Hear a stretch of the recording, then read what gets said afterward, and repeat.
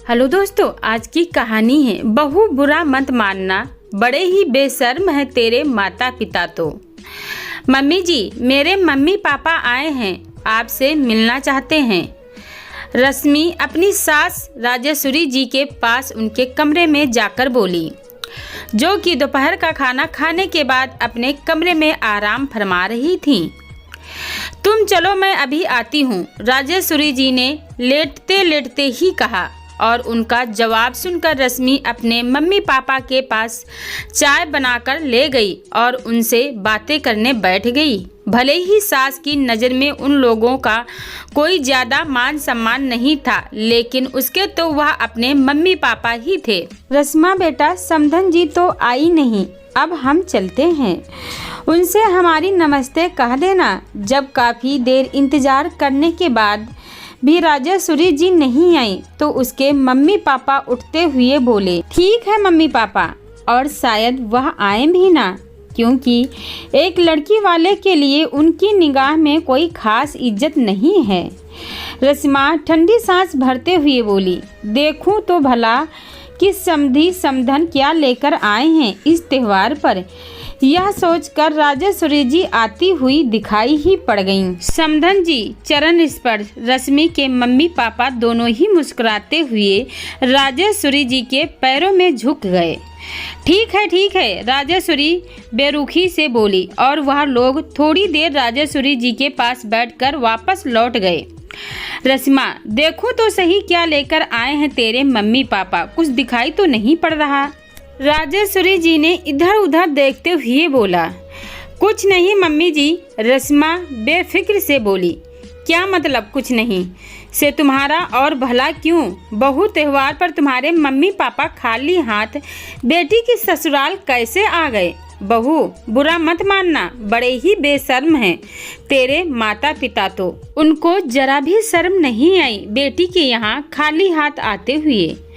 राजेश्वरी जी मुंह बनाते हुए बोली, मम्मी जी जबान संभाल कर बात करो, वह मेरे माता पिता हैं और आप उनको ऐसे गलत नहीं बोल सकती। और रही बात खाली हाथ आने की, तो उसका उत्तर तो मुझसे ज़्यादा अच्छी तरह आप ही जानती हैं। रश्मा स्पष्ट स्वर में बोली, अच्छा अब तू हमें सिखाएगी कि हमें कैसे बात करनी है। अरे कौन सा गलत बोल रही हूँ मैं, तू ही बता भला, भरे त्योहार में कोई कैसे अपनी बेटी के ससुराल खाली हाथ जा सकता है?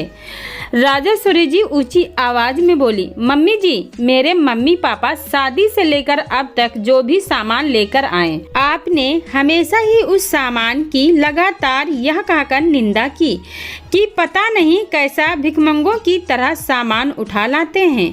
इनको तो हमारे स्टैंड का भी ख्याल नहीं रहता, जबकि मेरे मम्मी पापा हमेशा ही अपनी हैसियत से बढ़कर अच्छे से अच्छा सामान लेकर आए हैं इस घर में। लेकिन आपने हर उनके लाए सामान को हिराकत भरी दृष्टि से ही देखा।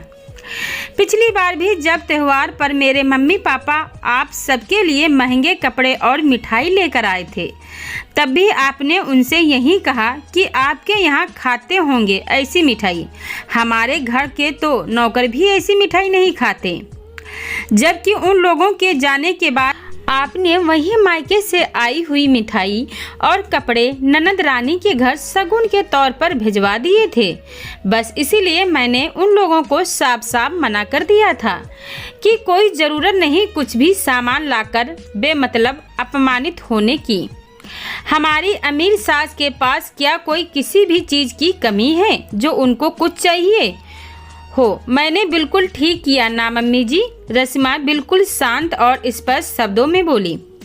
अब तो राजेश्वरी जी से कुछ भी बोलते हुए नहीं बना, क्योंकि रश्मा कुछ भी गलत तो नहीं कह रही थी।